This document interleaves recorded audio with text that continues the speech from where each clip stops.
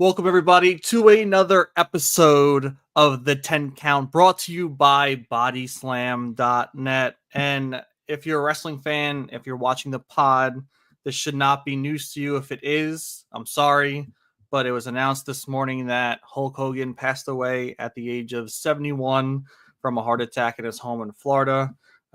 We send our condolences to his friends and family. No matter what you throw at the man, ups and downs, bad, good. He influenced the wrestling world in a huge way. So yeah, just want to send out those condolences to his friends and family. Yep. You nailed it right on the head. Professional wrestling wouldn't be where it was today without him. Like you said, condolences. But yeah, the show always rolls on. I'm sure we'll see some nice tributes throughout the week on television. But yeah, just crazy news. Crazy news. I got like freaking a billion text messages all at once, and you were the first. I mean, you always got the I broke the news. You always got the scoops. You always got the scoops for me when it comes to wrestling stuff. So you're the first one to break the news for me, and I was telling everyone, and then slowly it started, exploding. There was I was having a conversation at work, and then all of a sudden, like the people right next to me started talking about. I'm like, you guys are like 5 minutes too late. Like, listen in. We're talking about it.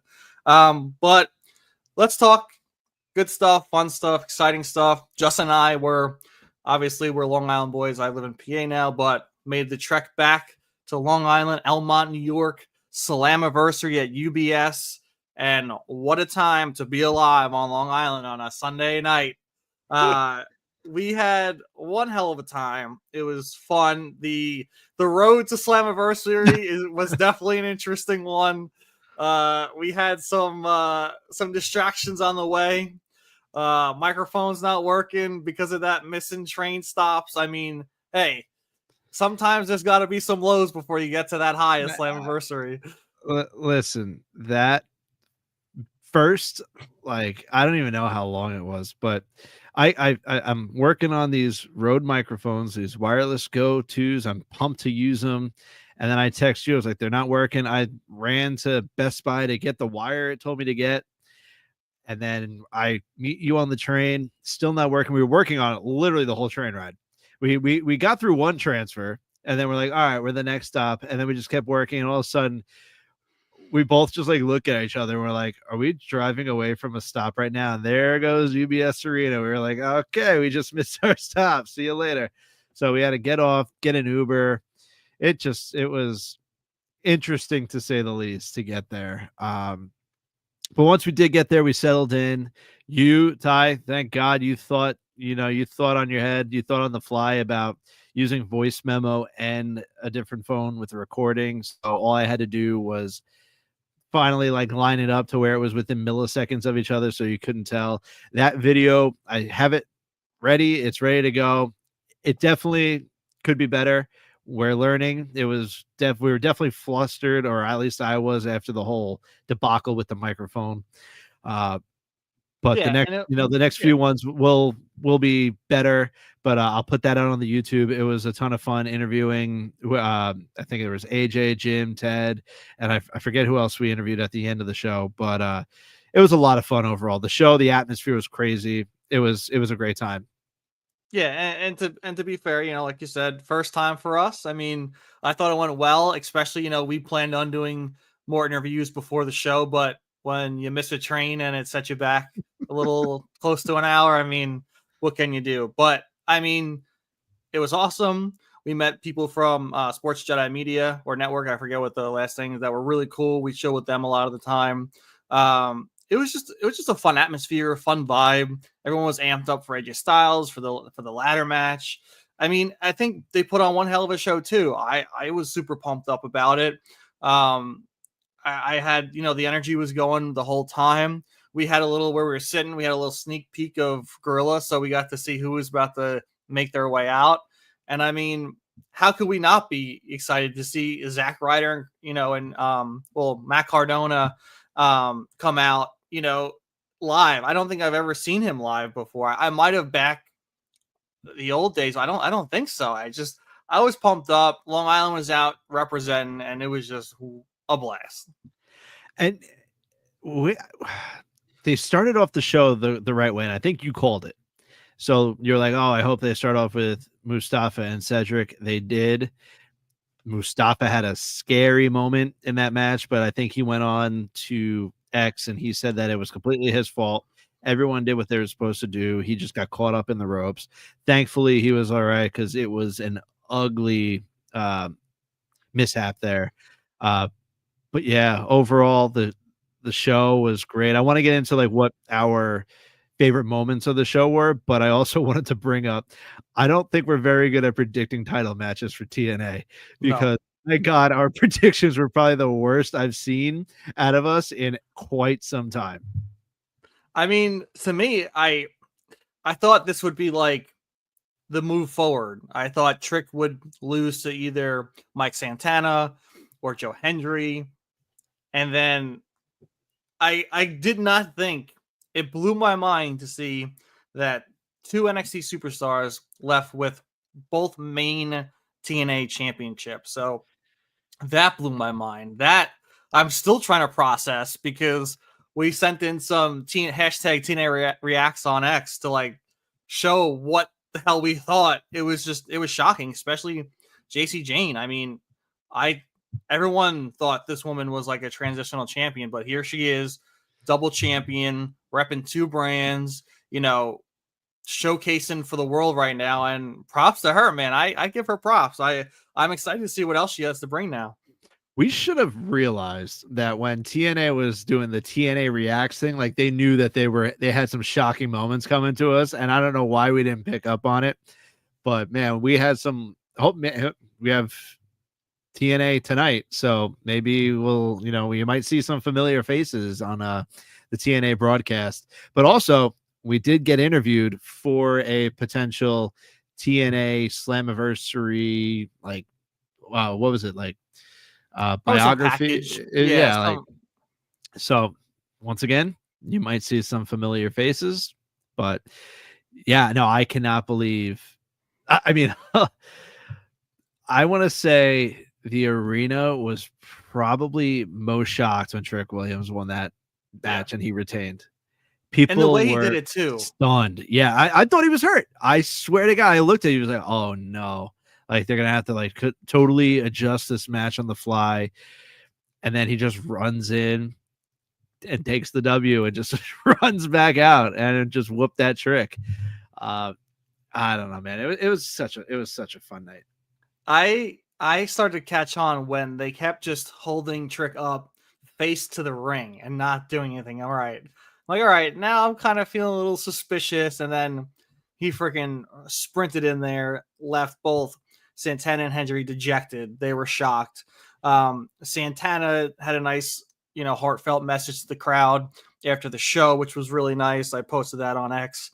But I just laughed because if I would have taken consideration, and I joked with this to you about wardrobe and garb of the night, freaking Ash by Elegance, they had the Statue of Liberty garb, retain the women's tag team championships. Trick Williams coming out in the colors of TNA, dressed as Mr. TNA. I'm like, shit. If I knew Trick was coming out in the black, gold, and yellow, black, red, and yellow or gold, I would have went Trick. Man was there to represent. I think it was also I believe Booker T wore something similar back when he was in TNA. So I think it was like an homage to Booker T as well. Obviously, Booker loves Trick. So I think it was kind of an homage. But yeah, the get up, I don't know if you saw the video, but obviously he had like that a cappella group singing him out. There's a video of him, I guess, in like the suites, and it's just the a cappella group singing it, and he's just dancing to it, bro. He's having such a fun time with this TNA run that now I don't know when it's going to end. Is it going to be Bound for Glory? I don't know. I really don't know, because now we're expecting a full-blown TNA invasion and them being pissed off, but we didn't get that yet. I mean, sure, we had Santino, and we'll get into Santino Marella having a match coming up against Ethan Page. But other than that, there wasn't much going on with TNA superstars. Yeah, I think there's still to come with that. And I think we will see that. I just think that because Trick showed up Monday Night Raw with the TNA Championship, calling out the Undertaker, and then we foreshadow to Tuesday night where Undertaker told Trick he's a little light in the ass to mess with an OG, which is my favorite line ever. It was hysterical. But it's just I think they're setting up for some good stuff. I think that's to come. But Justin, let's go back to Slammiversary a little bit. What was your favorite, I guess, moment or match of the night? My favorite moment, honestly, well, once again, howdy, Randy. I think I've said this for a month straight now, The so man's a thank you. legend. Yeah, what a legend. Um, Favorite moment, I think, is tough to judge, but because I love seeing Brian Myers and Matt Cardona, as we're from Long Island. I love seeing them back in the ring together, teaming up. But then I love seeing the Hardys back together live, because it's just all nostalgia, and they put on a show, man. They were top notch. Um, so if I had to go with something, I guess I'm going with the Major Brothers returning back on Long Island to wrestle together. And what was your favorite match? My favorite match, I think, has to be the ladder match. That ladder match was fun as hell. It was. I thought AJ Francis lost his nuts when he jumped off the ladder and landed legs in between. It was the most athletic thing I've seen him do. He split them. His leg split the steps. I thought he was done for, but hey, AJ Francis showed out too. That moonsault was incredible. I thought it was a fun spot with Jeff Hardy bringing down the American Warrior ladder. It was just a fun match overall. I don't know how I feel about Bubba Ray Dudley coming out. And now we're going to get Team 3D versus the Hardys one last time. I made reference to it, kind of gave me that Saudi Arabia DX versus the Brothers of Destruction vibe. But I also think these guys are in a lot better wrestling shape. They said Devon's ready. Bubba obviously has been still in the ring. And obviously Jeff and Matt are going at it every week. So it's not like all of them are coming out of retirement for this one match. So I do take back what I said, but that's the vibe I was getting at the time. But now looking at it from a different lens, I think they're gonna put out. Yeah, I think they should have waited till maybe today, Thursday, to announce the Dudleys versus Hardys. I kind of think it was like forced for him just to come out to challenge them right after that ladder match, which I just love I don't know what kind of ladder it was that they threw down to actually climb the ladder and pull off the titles. I thought that was cool. It was like a net, It was like a net ladder. It was like the Warrior ladder, the Ninja Warrior ladder. Yeah. Yeah, that was a cool little twist to it. But I think they're gonna do great. I mean, the Dudleys and the Hardys have had the best chemistry all their careers, and I think they have a little more in the tank than when it was DX versus the Brothers of Destruction. The Undertaker, I feel like nowadays, like he's put his body on the line over and over again in these insane matches, especially at WrestleMania, that like he was just tired, and Triple H and Shawn, especially Shawn, hadn't been in it for a while. He was supposed to be retired, and they probably got some cash for him to be a part of that match. So I think at all fronts, I don't think everyone was particularly ready for it. But the Hardys are grinding. They're the TNA champions once again. And like you said, Bubba's in it already. He's doing LFG. He's around the wrestling environment, and I think Devon's just going to step right into. As for me, I want to go the nostalgia route, but I don't. I want to say my favorite moment was Tasha Steelz pulling out the "Get Down, Mr. President," taking the lumbar check. Dude, she from Cedric ate Alexander. that thing. My God, she went up to the roof. Oh my God, that was incredible. Yeah, that match was. I kind of want to say that match too, man. Like it was just super fun. Mustafa's entrance was awesome. they really went. Like, that really got the crowd going. It was super fun, hard hitting, like, and I think they had a good amount of time too. It had to be like a 15-minute match, 20-minute match, especially for like non-title. It was just them going at each other, especially when I think the main event got like 13, 14 minutes, which is crazy. But yeah, Mustafa and Cedric slammed, and just Tasha Steele, she's a freaking real one for taking the lumbar check for Mustafa to come in and take that dub. Speaking of real ones, we had on the pre-show, obviously we had Enzo, Zilla, and I'm blanking out on their partner's name. Yeah, I don't remember his name either. But I mean, Enzo did more talking than that match did in the ring. Enzo took 10 minutes to get out to the ring. He was roasting everyone, and then the match was all of 3 minutes, and Steve Macklin was in the damn match. That's what I don't get, is you don't even have Steve Macklin, because I thought he was going to like come back out. We said like, oh, he'll defend the title. Nah, that was it. Steve Macklin had that one match, and that was it, which was kind of weird to me. But then let's get into AJ Styles. Oh man. The crowd went electric to AJ's, TNA theme song. I am. Everyone's singing it. Everyone's excited, pumped up. I mean, he was gassing up Leon Slater, who became the new X Division champion. We were correct on that one. That was our one title match, I think, that we predicted properly. That match was stunner too. They friggin' Moose and Leon Slater just killed it. It was like a passing of the guard moment. Youngest ever X Division champion in TNA history. And AJ was, taking in the crowd, gassing everyone up, gassing Leon up. It was fun. I was selfishly hoping he would be wrestling, which, obviously they probably don't want him to get hurt. And, they're about to either make him the Intercontinental Champion at SummerSlam or just put on a banger with Dominic Mysterio. But it was just fun seeing AJ come out to his theme song. And it was just fun hearing how much love he still has for TNA and his roots. Yeah, dude, that theme song, thank God they went with it. And thank God they had his old TNA intro video. It was perfect. It really was. The song, I can't get it out of my head. I cannot get his theme song out of my head ever since we heard it Sunday night. Sunday night. Just incredible.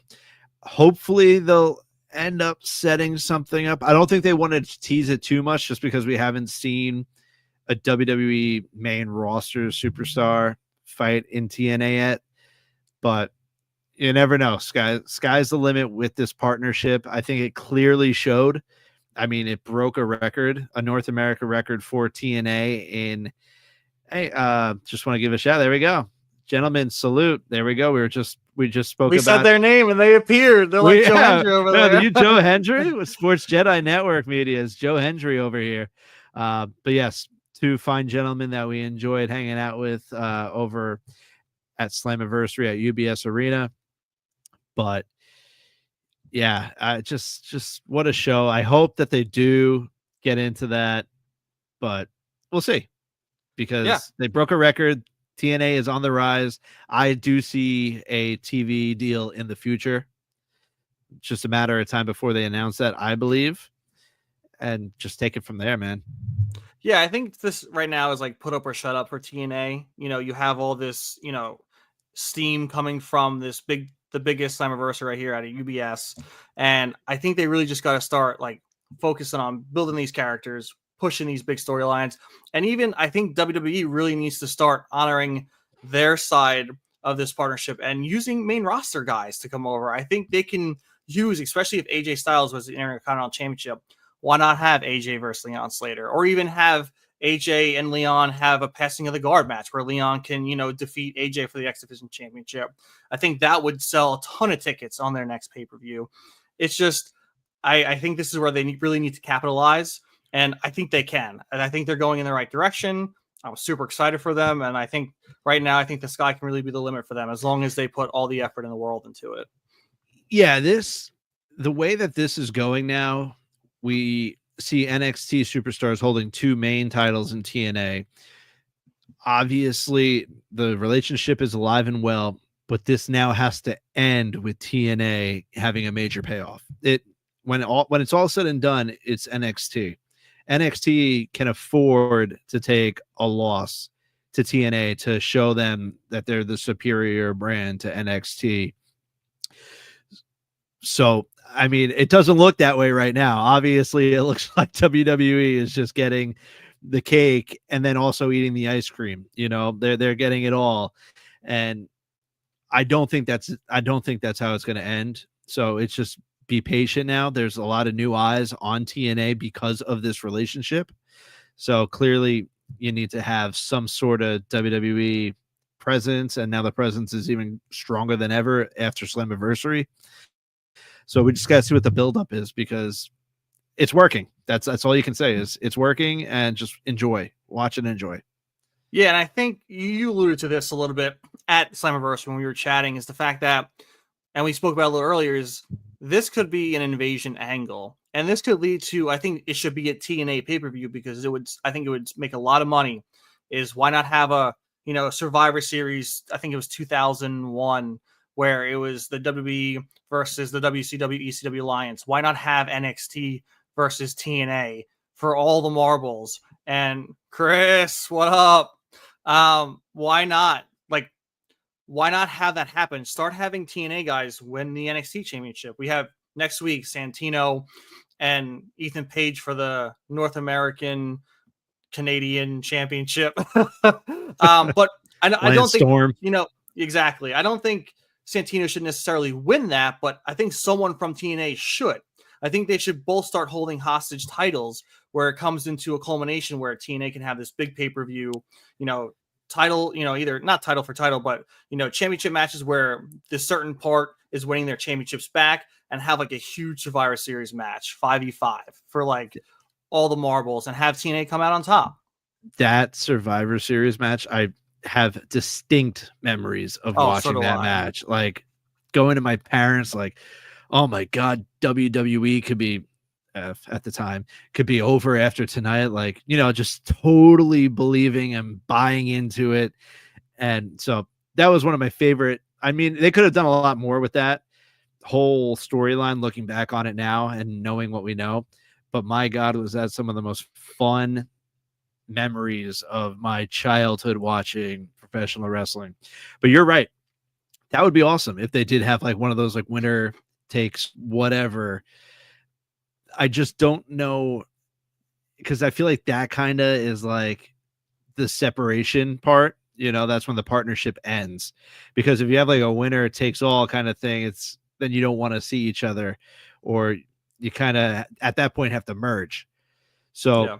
I definitely just see them winning the titles back. And I would love to see like even Sol Ruka's title. Let her drop that title for a little bit. There's titles, like you said, Ethan Page. Those North American titles are the perfect example. So I don't know if it's going to be Santino. That would be fun. That would be a surprise, because that's how Santino surprised the world when he debuted in WWE, defeating Umaga. So I don't know. It would be a lot of fun if it was next week, but I don't know if it will. But yeah, TNA has to start bringing in some NXT gold to spice things up a little bit more. What did you think about the champions interaction? We had Trick and Oba face to face, kind of teasing something in the near future with JC Jane rolling through with both titles on our shoulders. Can we see a title for title match between Trick and Oba soon? Can Oba then be the destroyer, the ruler of both NXT and TNA? And if that's the case, like if they're two champions holding both belts, can we see unification? I feel like that's crazy. I feel like that shouldn't happen, but I don't know, that moment was just a little too ominous for me. It's fun to think about, and it's fun to dream book that. But I think the last segment of the night showed the direction of Oba Femi. You have The Undertaker talking to Javon Evans saying, go after the big dog.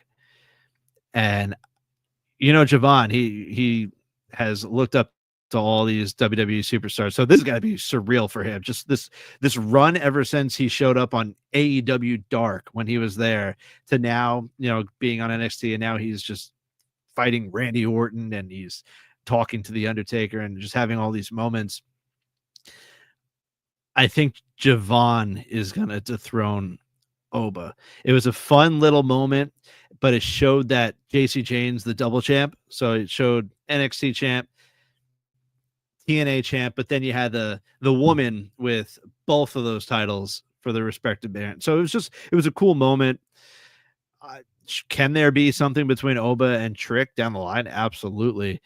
But the one person I believe is going to dethrone Oba is actually going to be Javon. And then Trick is just going to, like Taker said, he's going to be on this high horse and his whole world is just going to start crumbling down in front of him. So it's fun to kind of dream book that, but I think that's only going to be shown in WWE 2K26 or whatever the next video game is. I kind of go crazy if Javon beat Obafemi. I think that would be kind of like Rey Mysterio winning the world title against Randy Orton and Kurt Angle. Ultimate underdog, because not just because he's not talented or anything, but Obafemi is a force to be reckoned with.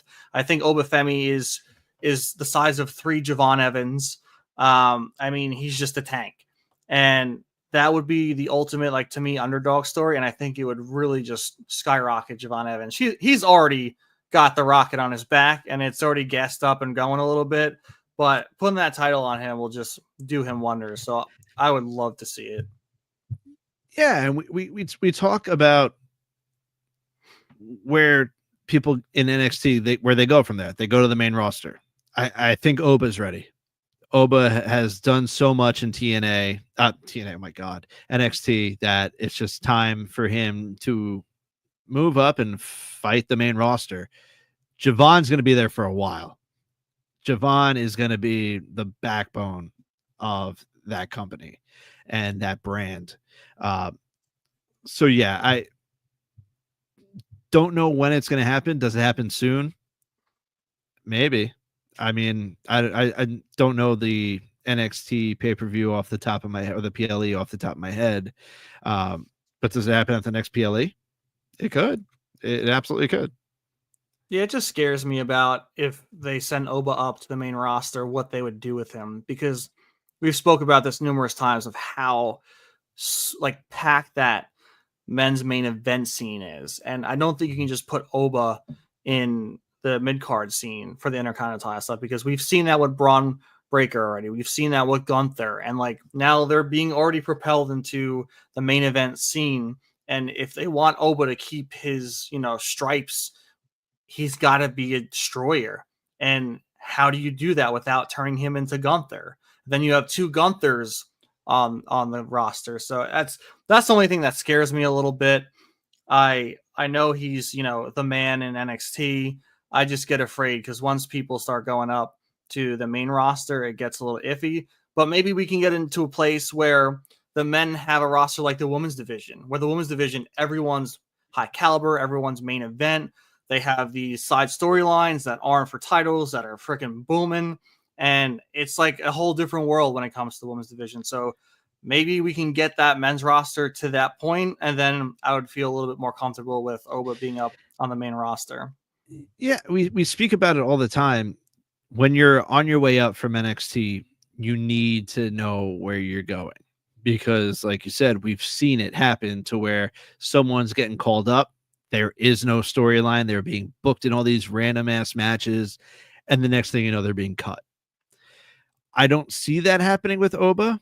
I hope it doesn't happen with Oba. I feel like they would put him in the same trajectory as Braun Breaker. So Braun Breaker comes up to the main roster, right? He's kind of a tweener, and then he gets the Intercontinental Championship. So you can see Oba run with one of those mid-card titles for a bit, just knocking down everyone. And then if there's a spot in that group with Seth Rollins and Braun Breaker and Bronson Reed, that wouldn't be too bad, right? Yeah, Seth Rollins is saying that he's breeding the future. that Braun Breaker and Bronson Reed are the future of this business, and he's saving wrestling.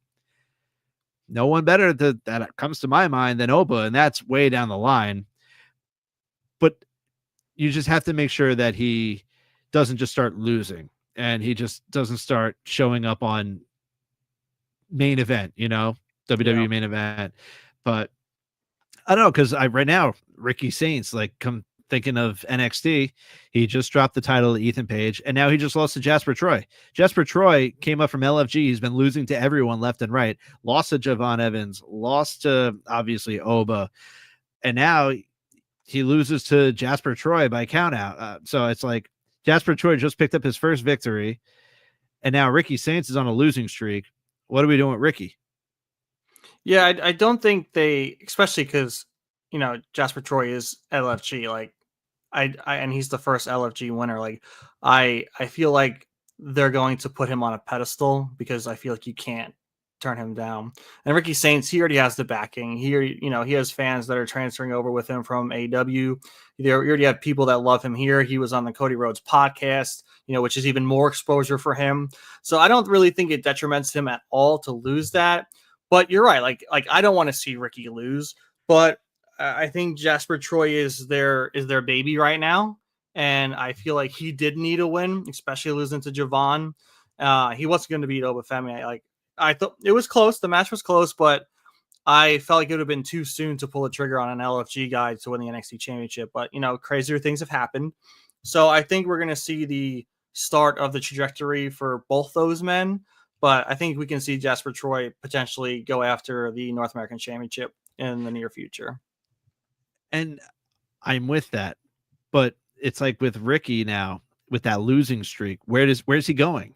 Like it seems like it's just written in the stars that he like debuts on the main roster at SummerSlam, or something like that, because I don't think he's going back to Ethan Page. So now he's in limbo in NXT. So just to me, it's like, all right, now this is now taking its course, and now we have to find you a spot on the main roster. And a woman, for a perfect example, that's in that Ricky boat, I think, is Jordan Grace. Yeah. Now we have Jordan Grace and Blake Monroe. I think Jordan ends up losing to Blake whenever that match happens, and then we say sayonara to Jordan in NXT, and then she gets the call up, and it's Blake.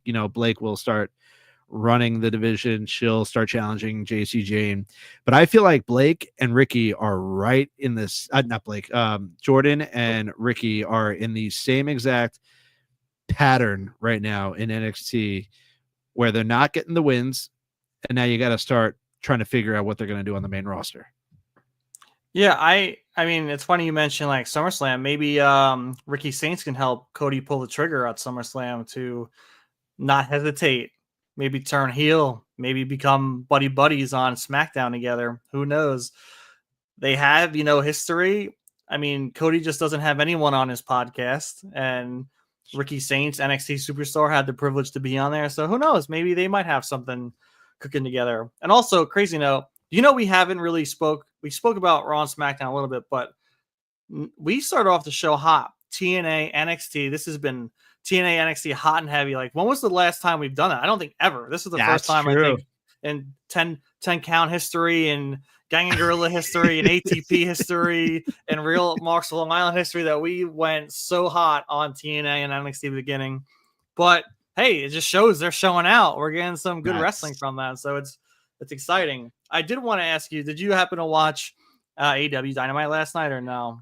I was not able to. I did see, however, the new shirt that Matt and Nick Jackson have, and it looks like a kid drew it, and it has like the EVP crossed out. So, I mean, is it stupid? Yeah, I'm not gonna buy the shirt, but I do like this little path that they're taking with the Jacksons. As stupid as it is, I am kind of enjoying it. I wanted to mention to you because I this is the thing that like kind of like it pissed me off a little bit, but like I get it too at the same time, is that MJF got kicked out of the Hurt Syndicate. That's actually, he's out now. Yeah. So I did see a highlight. I thought Bobby just said he wanted him out. No, he's out. Like, he's out of the Hurt Syndicate. So what happened was Cope Cope hired the Hurt Syndicate to attack FTR. Since he's like, I can't do it, I'm going to have them do it. So that again pissed off MJF because MJF wants to focus on him getting his title back. And then Bobby, told him he's out and gave him the thumbs down. And so then there was another segment afterwards where MJF said, I don't need, the Hurt Syndicate. Hangman Adam Page is just afraid. He just needs me to cash this in to fight me because he knows he can't beat me. And so, yeah, he's out. And I think it's kind of dumb because I love their chemistry together. I get they're trading MJF in for Edge at this moment, which to me is a little dumb. I get that Max is more egotistical and the Hurt Syndicate's more taking it as the business side of things to hurt people. And maybe they want Max to stay heel because the Hurt business is becoming very face. Everyone's cheering "We Hurt People." And I think you got a "We Hurt People" chant going on at Slammiversary. Like, they're over and people love them. So I think maybe that's why. But I really wanted to see a future where we had the Hurt Syndicate with MJF as a world champion and Shelton and Bobby as the tag champions. I don't like that. Yeah. That's a very forced ending to something that I think people were thoroughly enjoying. Yep. I think they were getting the Hurt Syndicate over more as heels with MJF, and now it's just done. And then what are they doing with Cope? So now, like, it's like a double turn. Like, now the Hurt Syndicate, like, I don't know. I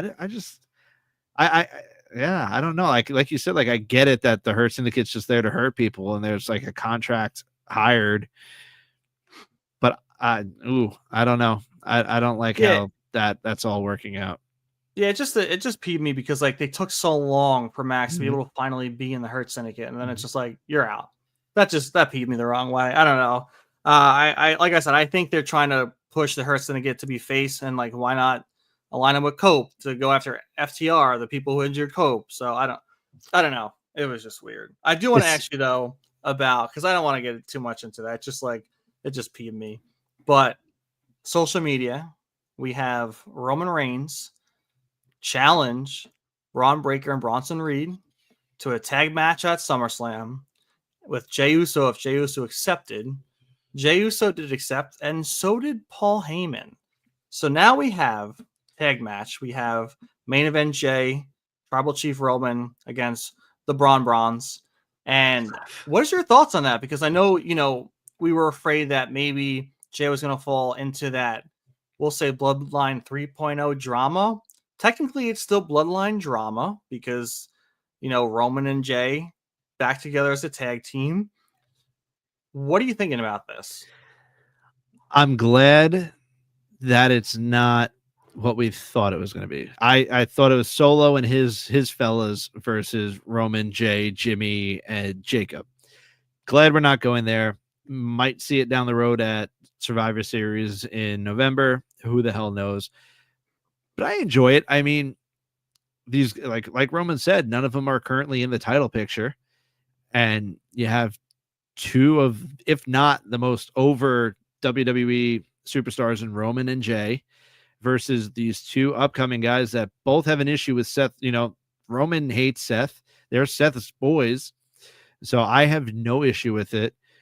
I think that they show out. And I actually, early prediction, I think the Paul Heyman fellas get the win.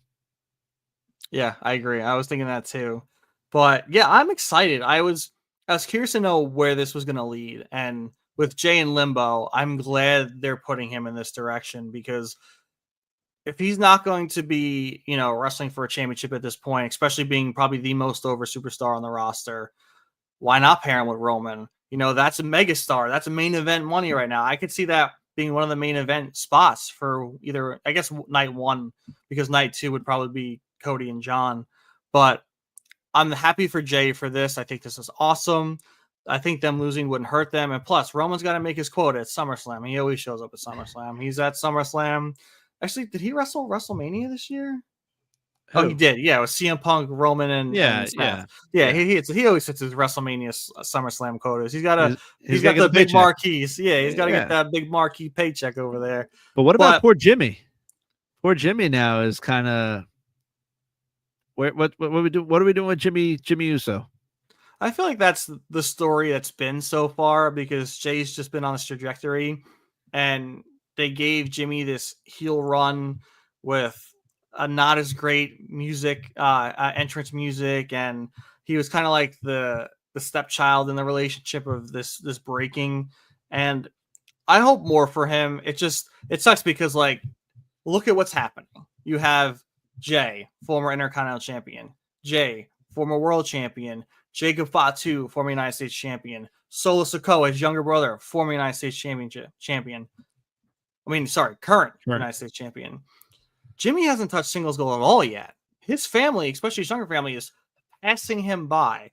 I feel like there needs to be a point where they do need to show him some love, and I don't know when that can be because just these storylines don't really need him that much. You know, he's backup for Jacob Fatu, great. But when you're in that relationship, Jacob Fatu is so over. He's a freaking monster. He can do it all. So I can't see him taking a title over Jacob. It sucks. I I hope they do find something for him, and I hope it is a singles championship in the sometime near future. I mean, and not to mention his wife, current women's champion. Yep. And I mean, I guess where we're going with that is what we thought that Roman and Jay would get involved in, and it's just, you know, Jimmy and Jacob versus Solo and whichever other, you know, whether it be Tala or whoever. But it's just, I don't know, they're outnumbered. So maybe at SummerSlam you do see like them more than once. You see Jay and Roman more than once. You see them for their match and to help Jimmy and Jacob, and that then leads into Survivor Series. But right now, I don't know. It's just, I feel like Jimmy's going to get like overpowered and overshadowed by Jacob. Jacob's just an absolute animal. Yeah, I mean, he is going to get the shit out of the stick, to put it like blunt. It sucks, and unfortunately, I think it's like I don't want to say this, but I think it's going to stay that way. I think there's just so much steam behind his other family members, and you know, with Jay taking off, like Jay's superstardom level right now, like dude's pushing merch. You know, if you looked at their merch checks, Jimmy's is probably at 15 cents and Jay's at like 100 grand, 200 grand, 300 grand. Like it's probably no comparison. And it's a shame, but I really hope they put him some good programs. I hope they really start to showcase him more. And I want him to get out of that bloodline shadow. Unfortunately, that's where, you know, bringing all these, you know, family members into WWE, that's what is going to happen. Maybe bring in, I know they teased it a while ago, like a Ulafala championship, like a tribal chief championship to see, you know, who's the family leader. And if they're bringing all, you know, their family into this, the bloodline into this and have it so stacked, you can't just have the family fighting all the time. It just, I mean, maybe you can. There's a lot of members, a lot of honorary members, but at some point it's going to get stale. It's going to get old and people aren't going to care about the bloodline anymore. Yeah. I mean, Paul Heyman always said, "What inning are we in? Like, what inning are we truly in with the bloodline at this point?" The 15th, I think we're in over innings. Or yeah, we're in extra innings territory, and this new rule about having the runner on second base just isn't working. Yeah, because I feel like we had the ultimate payoff, and now we're back in it. We're back in it with what we just said: Jimmy and Jacob versus Solo and them, and then who knows what happens at SummerSlam, where maybe Roman and Jay do actually come out to help them pick up the W. I don't know, but there's a lot of them. There's just a lot of, and it's just going to keep going. But I did, however, like what Roman said this past Monday, where he said, like, this isn't story, like this is real life. Like I did enjoy that.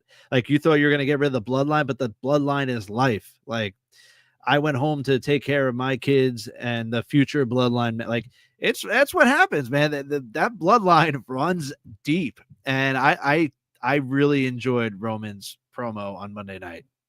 Yeah, I'm just a hater. I enjoyed parts of it, like you said, that part. But he just like, I don't know. I mean, maybe it's just because I'm a hater, which is just, very true.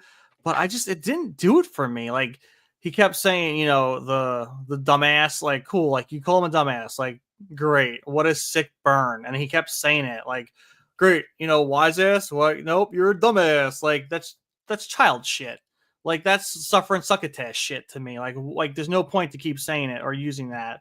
I think those are just like cheap pop moments because he doesn't really know to push a promo. When he's real, when he talks real, it's great. It really is. But when he tries to like be funny on his own or make witty remarks, to me, just doesn't get over.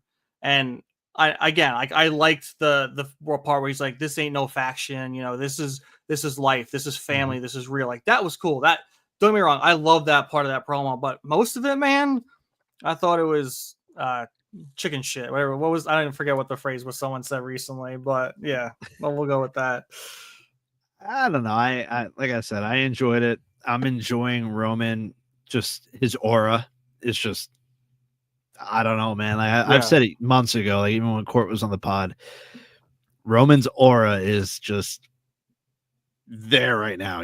Like he is up there, and I know like the pop for Roman is downplayed because he only shows up every so often. But I don't know. Like that guy is as over gets. And that's why I really, we discussed it. I really hope that they end up pulling a trigger on a face Roman heel Cody, because That'll be amazing. that would be so amazing. Yeah, I think that should be the direction they go. Especially, we spoke about it last week, though. Tribal OTC 1. Everyone's like, "Why he's the one?" Like, yeah, it's because Cody's QB1. Get ready, it's gonna happen.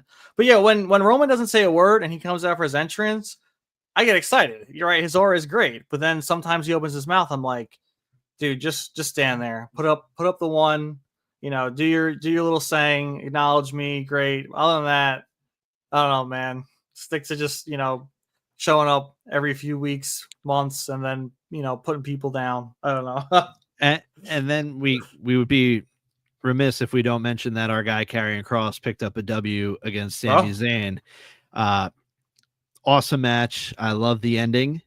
And I also love, I don't know when he got busted open, his nose was bleeding, but after him and Scarlett kissed and she had his blood on him and he was like wiping it all, dude, what a scene and what a visual, just because it was incredible. And then they even kept the blood on them. So now Scarlett has Karrion's dry blood on her face. He's all dry blood and he's cutting a promo saying that it's not done yet. Sami hasn't admitted that Karrion was right. So clearly this is not over yet. I'm hoping that we get the grudge match at SummerSlam. Dude. It would be awesome to see. And then I know that there was just a report today from Fightful saying close to the vest, Karrion has not been approached yet with a new contract. His contract is apparently ending at the end of August. I don't know. I know he was pissed off about the last time his contract got leaked. So there could be a contract in place and they're just keeping it super tight this time, not to screw anything up. But with the run that he's on, with the merch that he's pushing, WWE would be absolute fools if they let Karrion and Scarlett go at the end of next month. I'm hoping that there's a contract in place and it's just about to be signed, hopefully right before SummerSlam. But the work that they're doing is incredible, and I hope they pick up another victory over Sami at SummerSlam, and that's where we get the payoff, where Sami just starts losing it, and we get a heel Sami out of it. I think that they are probably keeping it close to the chest for the contract, because at the end of the day, WWE ain't leaking it. They're not, unless they want to leak it. And as long as Karrion and Scarlett don't say a word to anyone, it's locked to them. And I think they probably learned that from the past. They probably said something to, a colleague or a friend that they thought wouldn't say something. Then all of a sudden, the dirt sheets have it. Everyone's talking about it. Reports are coming out. So if they keep it to themselves, I think it's going to be locked tight. And to go back to Monday Night Raw, I was like, I laughed because, after the kiss, like you just saw more of his blood just on Scarlett's face too. And she's like rubbing it in and I'm like, dude, they're really just like making a scene right now. And it's good because that's what people are going to remember. It's like, it's edgy, it's pushy, like, oh my God, like Scarlett's just like, rubbing her husband's like blood all over her face and stuff. Like they're really getting into it. Like this is like some sick crap.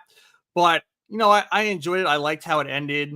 I love that they're having Sammy, who's supposed to be out indefinitely, just getting beat down, and the man's taking a beating. But hey, we've seen Sammy come back from worse. But again, on the other side of it, like you just said, as like you, I would love to see Karrion come out on top of that feud. I would love to see Sammy snap. I think he needs to go heel again. I think that'll help him be able to challenge for the titles that he wants to challenge. And I don't know, man. I'm excited to see how it pans out, and I hope the man does have his contract. I could not agree more with you. I am hoping that we do get some resolution here within the next few weeks, because we have SummerSlam coming up in 2 short weeks. So I hope that something's made official, hopefully next week, so they can have one more week of building before SummerSlam. But we are at the 50-minute mark. As you can see down below, if you are watching, please subscribe to the Body Slam Patreon for exclusive breaking news, interviews, podcasts, and more. Our interview with Bear Bronson is now officially live on the 10 Count YouTube. So if you are not a subscriber and had already watched that with the early access, you can now watch it for free over on the 10 Count Pod YouTube. Please go subscribe to the Body Slam Twitter, Twitch, YouTube, our account. Top left, you can see on all socials, we are at the 10 Count Pod. Thank you all, 170 of you currently right now tuning in on this lovely Thursday night. It is now time to go watch some TNA Impact, the fallout from TNA Slammiversary. I cannot wait. So let's ring that bell, because this podcast is over. Thank you all very much, and we will hopefully see you Sunday. We haven't had a quick count in 2 weeks, but we did release the Bear Bronson episode on Sunday. So thank you all once again, and we will see you all on Sunday. Until then, it is Ty, it is Justin, and we are out of here. Oh, thank you. Oh, thank you. Oh, thank you.